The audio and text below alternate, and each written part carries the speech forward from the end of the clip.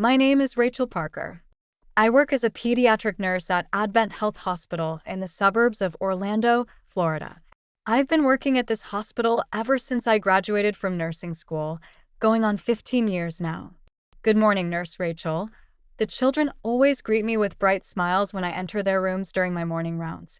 They wave their tiny hands when they spot my light brown hair. Being called Angel Nurse by the children helps ease my fatigue after the night shift. I work on a shift schedule while alternating between day and night shifts. It can be challenging, but after 15 years, my body has gotten used to it. Besides, I truly believe this is my calling. Seeing the children's smiles confirms that for me. Rachel, could you help train the new staff member again today? Such requests from the head nurse have become part of my daily routine. As an experienced nurse, training newcomers is an important part of my role. Watching their anxious expressions transform into confidence is one of the great joys of this job. After work, I head home to the Winter Park district in suburban Orlando.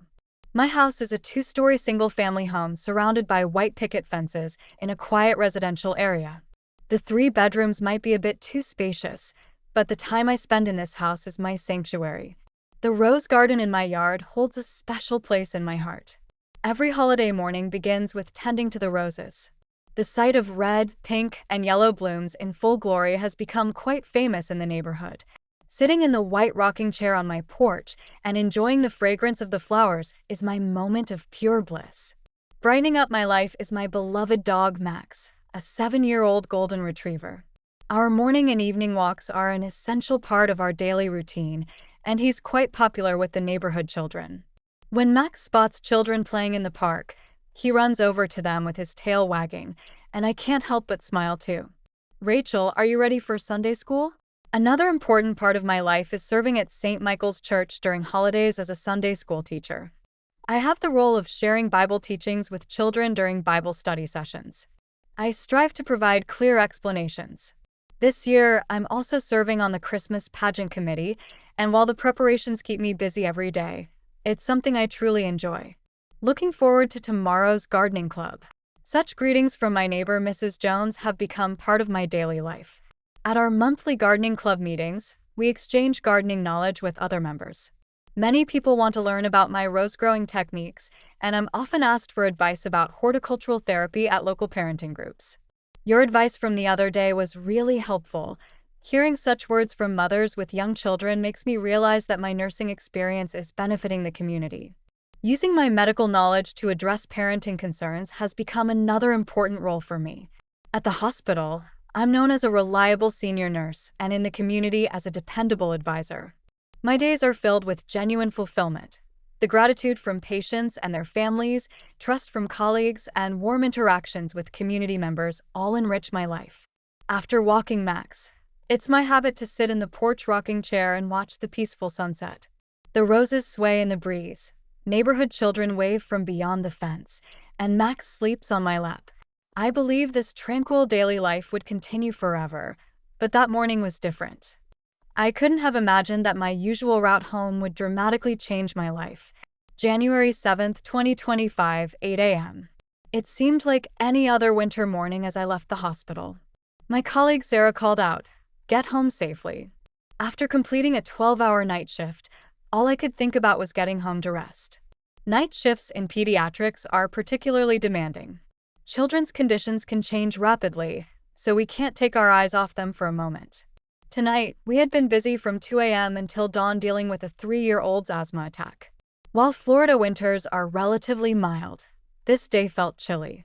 As I started my car in the hospital parking lot, the dashboard thermometer showed 45 degrees Fahrenheit. Usually, I wouldn't bother checking the heater settings, but this morning I turned it up a bit. My body, which had been moving around the hospital for hours, was suddenly feeling the cold. Gripping the steering wheel of my Honda CR-V, I could feel my fatigue as I drove along my usual commute route. When the traffic light turned red at an intersection, I couldn't help but yawn. But home was close now. After taking Max for his morning walk, I could finally rest. That thought brought me some comfort. The morning news was playing on the car radio. The forecast predicted calm weather today, with temperatures rising over the weekend. I was planning to talk about my newly planted miniature roses at Saturday's gardening club meeting. As I entered the Winter Park district, the familiar quiet residential landscape spread before me. The maple-lined street, the white church spire gleaming in the morning sun, and the newspaper delivery boy on his bicycle. These daily sights usually help calm my mind. The aroma of freshly baked bread wafted from the bakery on my right. Normally, I might stop for a muffin, but this morning, I was too tired and drove past. Just 5 more minutes until home. That's when I noticed something was wrong. 2 police cars were parked in front of my house. The black and white Ford Interceptors seemed unnaturally bright in the morning sun. 4 uniformed officers were present, and several neighbors had gathered around them. The same neighbors I usually exchanged greetings with were now staring at my house with an unusually unsettled expression. What's going on? Trying to suppress my anxiety, I pulled over to the curb. I could see Mrs. Jones approaching from behind. Her usually warm smile was replaced with an unusually serious expression. Just yesterday, we had been enthusiastically discussing gardening, but now she seemed like a different person. As I got out of my car, a police officer approached. He was a tall man in his 40s, and his badge glinted in the morning sun. "Are you Rachel Parker?" he asked. "Yes, I am," I replied. "Is something wrong?" I could feel my voice trembling. The officer's expression turned stern. I thought I saw a hint of sympathy in his eyes. "You're under arrest for suspected murder." Those words didn't feel real. I heard a ringing in my ears, and my vision blurred slightly. "Murder? What do you mean?" I asked, confused. Another officer approached. This one was a female officer with neatly arranged black hair and a serious expression. "The victim is your husband, Thomas Parker." Husband? The body of Thomas Parker, who went missing 3 years ago, has been discovered. Words caught in my throat. My mind went blank, and the surrounding sounds seemed to fade away. Through this haze, I felt the cold touch of metal on my wrists. It was the moment the handcuffs were being placed. The small clicking sound seemed to announce this surreal reality. "There must be some mistake," I started to say, but then I heard Max barking from inside the house. It wasn't his usual cheerful bark. It was a sad, anxious sound, as if he understood the situation I was in. "Max." The neighbor's stares felt piercing. Mrs. Jones covered her mouth with her hand, wearing an expression of disbelief. The Smith children were hiding behind their mother, staring at me. The gazes of people I had exchanged smiles with just yesterday now felt heavy as I was being put into the police car. The sky seemed unusually blue through the backseat window. The familiar streetscape gradually receded. School children on their way to class turned to look, their expressions shocked. Some were children I often waved to, but now I couldn't even wave. The uniformed elementary school students stood still, watching the police car. I was in the police car. The siren echoed through the morning streets. The sound seemed to signal the collapse of my peaceful daily life. With each turn at an intersection, familiar scenes flowed past one by one. The church spire, the supermarket, the park, places that had shaped my daily life now seemed to belong to a different world. Upon arriving at the Orlando police, reporters had already gathered in front. Led by officers through the flashing cameras, I entered the building, walking down the air-conditioned hallways. I was finally trying to understand the situation. The fluorescent light's sterile glow made everything feel even less real. "I'd like to request a lawyer," I finally managed to say, just before entering the interrogation room. The female officer gave a small nod. I thought I saw a hint of sympathy in her expression. "That's your right." The door opened, revealing a small interrogation room. 2 chairs at a table, a large mirror on the wall, presumably being watched from the other side. I could see a camera installed in the corner of the room. I had no idea what was about to unfold. The heavy sound of the interrogation room door closing squeezed my heart. Under the fluorescent lights, the metal table and chairs gleamed coldly. The wall clock showed 9:15 a.m., just over an hour since finishing my night shift. In that time, my life had transformed into something like a nightmare. "Mrs. Parker," the detective said, sitting across from me. He appeared to be in his late 40s, with tired eyes. On the desk were a brown envelope and a laptop. The female officer from earlier stood beside him. The silence was broken only by the sound of the air conditioning. The interrogation began. On January 15th, 2022, 3 years ago, your husband, Thomas Parker, went missing. The detective's voice echoed in the quiet room. Memories of that day slowly came back. That morning, when I went to make Thomas's coffee as usual, the moment I realized he wasn't there. Yesterday, a body was discovered in the wetlands outside Orlando. DNA testing has confirmed it to be Thomas Parker. My hands were shaking, though the handcuffs had been removed. I could still feel their phantom presence on my wrists. The air in the room suddenly felt heavy. Based on the condition of the body, we estimate he was killed shortly after his disappearance. The detective pulled photographs from the brown envelope. While I wasn't shown photos of the body, pictures of the discovery site were laid out on the table. The wetland mud, the area cordoned off with yellow tape, the investigators. None of it felt real. Your hair was found on the body. Those words took my breath away. That's natural, we were married. My voice sounded uncertain even to my own ears. The detective, maintaining his expressionless face, produced another photo. 2 weeks before the disappearance, you and your husband modified your life insurance policy. The coverage was increased from $500,000 to $3 million. Next, a copy of the insurance policy was shown. My signature was indeed there, but the circumstances at that time were different. Tom had suddenly proposed reviewing the insurance. That was because my husband suddenly. Are you exercising your right to remain silent? The female officer cut in coldly. I swallowed my words. How could I explain? That day, Thomas had seemed strangely anxious. He brought the insurance documents, insisting I sign them immediately.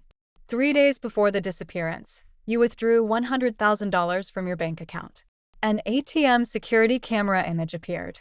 It clearly showed me, but there was an explanation for this too. Thomas had suddenly said he needed cash. That was because my husband told me. The words wouldn't come. My memories were becoming hazy. Why hadn't I questioned it at the time? The events from 3 years ago felt distant, like they were hidden behind a fog. The Johnson couple from next door have testified they heard a heated argument between you and your husband the night before his disappearance. Fragments of memory from that time came back. Yes, there had been an argument, but it wasn't started by me. Thomas had suddenly become angry. Trying to remember made my head hurt. Through the window, I could see the police station courtyard. Several patrol cars were parked there, officers walking back and forth. Scenes I would normally pass by without notice now seemed unnaturally vivid. Gradually, I was beginning to understand the gravity of my situation. The interrogation continued until noon. During that time, the same questions were repeated over and over. With each answer, my words felt more uncertain. It was as if there were large gaps between my memories. Thomas's behavior in those last few weeks now seemed strangely unnatural. This concludes today's interrogation. When I was finally released, my cell phone was filled with countless missed calls and messages. Most were from unknown numbers. New notifications kept arriving each time I opened the screen. When I left the police station, a crowd of reporters was waiting. Camera flashes and microphones thrust toward me. Reporters' questions flew at me like shouts. Their voices surrounded me like a swarm of bees. Mrs. Parker, what was your motive for killing your husband? Was the $3 million insurance money your goal? Is there a possibility you harmed hospital patients? Are the children in pediatrics safe? Each question stung my heart like a needle. My lawyer guided me to a police car, but the questions continued. From the car radio, local news was playing. A shocking case has come to light this morning. A trusted local nurse has been arrested for the murder of her husband who went missing 3 years ago. Opening the messages on my cell phone, I was hit with a storm of online abuse. Murderer, a nurse, devil in angel's disguise, hypocrite who endangered children. My familiar photo was being shared from account to account. It felt like my life was being torn apart online in an instant. And then the email from the hospital. Its contents were as I had feared. You are hereby placed on administrative leave until further notice. That single line felt like a denial of my 15-year career. Messages from colleagues kept coming in. Most expressed disbelief, but some had a cold, distant tone. Years of trust seemed to be crumbling with an audible sound. I don't want her near my child. Such messages from patients' families too. It felt like everyone who had trusted me was suddenly distancing themselves. Everything I had built up as a nurse was collapsing like a castle made of sand. When I returned home, the neighborhood was already in chaos with media presence. A local TV station's van was parked in front of Mrs. Jones's house. There were no children playing in the yards, and an ominous atmosphere hung over the street. The people I had exchanged greetings with just yesterday were nowhere to be seen. Max looked at me anxiously. Even our usual walks wouldn't be normal anymore. Even the rose garden looked different from this morning. It felt like my peaceful daily life was crumbling away like a lie. Outside the window, camera flashes continued to light up. In my mind, Thomas's puzzling behavior in those last few weeks was slowly beginning to take shape, like pieces of a puzzle. The truth came to light 2 weeks after my arrest. The reality was more shocking than I had imagined. The incident traced back to 3 years ago. Thomas had fallen into an affair with Ashley Bennett, whom he met at the upscale bar Blue Moon. He had promised her, a young and attractive bartender, a dream future, a luxury apartment, brand items, and an extravagant lifestyle. However, behind this lay massive gambling debts. His casino losses were mounting daily, and the pressure from loan sharks was intensifying. Cornered, Thomas conceived a plan for insurance fraud. Thomas's plan was meticulously detailed, my lawyer said, spreading out piles of documents. First, he took advantage of you being the life insurance beneficiary. He had the coverage increased from $500,000 to $3 million. Documents bearing my signature were shown one after another. Bank withdrawal records, insurance policy changes, all had been part of Thomas's careful planning. He manipulated you skillfully. The insurance review, the bank withdrawals, all under the pretext of future investments. Then came his arrangement with Ashley. He planned to fake his disappearance, have the insurance claim paid, and start a new life with that money. He chose Ashley, not knowing she would become a pawn in his twisted game. However, the following 3 years were an unimaginable hell for Ashley. Thomas's true nature emerged soon after moving into the South Beach apartment. The documents contained Ashley's detailed testimony. It started with subtle control, restrictions on going out, forbidden friendships, phone monitoring. Slowly, she was isolated from everyone and everything. Then, gradually, the violence began. I became terrified of even the slightest sound. Ashley's testimony continued. Just hearing a door open would make me tremble.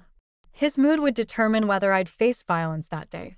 He threatened to find and kill me if I tried to escape. I heard this almost daily. The debts kept growing, and Thomas, trying to strike it rich through gambling, became increasingly desperate. The pressure from loan sharks intensified, and all that stress was directed at Ashley. Everything fell apart a week ago. Thomas had begun planning another insurance fraud scheme, this time targeting Ashley's life. He had planned to take out a life insurance policy on her and stage her death as an accident. The frame-up against me was part of that plan. He wanted to set me up and make it seem like I was behind everything, knowing I would be the perfect scapegoat. However, that night the violence started again. The assault was more severe than usual. Ashley sensed that she would be killed. With the knife I had hidden for self-defense, it happened in an instant. In a panic, Ashley made the worst choice. Then, she came up with the idea of pinning the crime on me. She disposed of Thomas's body near my house, creating a perfect cover-up. My lawyer showed new documents. The cover-up was remarkably thorough. It began with manipulating public opinion on social media. She created multiple anonymous accounts and gradually tarnished my reputation. The strange behavior of a nurse who lost her husband, abnormal attachment to children, and baseless rumors were systematically spread. She portrayed me as the villain, the one who was capable of such a heinous act. Next came the fabrication of physical evidence. She collected hair from my hairbrush, stolen from my home, and planted it on the body. She edited images, cutting from photos of Thomas and me from 3 years ago, creating and spreading pictures online that suggested suspicious relationships. She tried to create the perfect scapegoat, a reputable nurse, the wife of a missing husband, and the insurance beneficiary. For Ashley, you were the ideal person to frame. However, this seemingly perfect plan had critical flaws. First, the wounds on the body were too fresh. Forensic analysis determined the time of death was just a week ago. Then, there were contradictions in Ashley's testimony. Security cameras clearly showed Thomas and Ashley together on the day of the incident. Loan sharks provided testimony about recent transactions, and most decisively, the DNA testing of the body. Skin fragments from Ashley were found in scratch marks from the struggle. All evidence pointed to the truth. "Mrs. Parker, your innocence has been proven." At those words, tears I had held back for so long finally flowed. The next day's newspapers carried bold headlines: "Murderer nurse wrongly accused. Real killer arrested." Tragedy born from 3 years of captivity, from insurance fraud to twisted frame-up. Ashley Bennett turned herself in and confessed to everything. She faces trial, but the possibility of self-defense due to domestic violence is being considered. 1 month later, on the day I was cleared to return to the hospital, the children in pediatrics welcomed me back. "Welcome back, Angel Nurse," holding a bouquet of roses. I responded, "I'm home." Outside the window, Max was waiting, wagging his tail. The sunset sky seemed to herald the beginning of a new life. Truth can sometimes be cruel, but I believe that having the courage to accept and overcome it opens new paths. A year has passed since then. This morning, too, I head out for our daily walk with Max. The dew-covered lawn gleams in the morning sun. The church bells ring 7 o'clock, echoing peacefully through the air. "Good morning, Rachel." Mrs. Jones waves while watering her garden flowers. Her roses are blooming beautifully again this year. Throughout this past year, her gardening advice has helped me countless times. After the incident, my roses had withered completely, but with the help of my neighbors, I was able to plant new seedlings.